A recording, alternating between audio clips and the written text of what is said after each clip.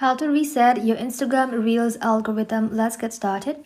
For that, first of all, open up Instagram, log into your account. Once logged in, head over to your profile icon, tap on this 3 line, insert your scroll below, and then simply tap on content preferences. Now, you want to go ahead and simply tap on your algorithm. From here, you can go ahead and customize what Instagram recommends to you. If you want to see more of a certain topic, you can go ahead and simply tap on this add button to manually add topics by typing in the kind of reel you want to start seeing more often. And if there's content you don't like, you can add topics or video type you want to see less of. Now, if you want complete refresh, you want to go ahead and simply tap on this 3 dot, then tap on more content preferences, then select reset suggested content.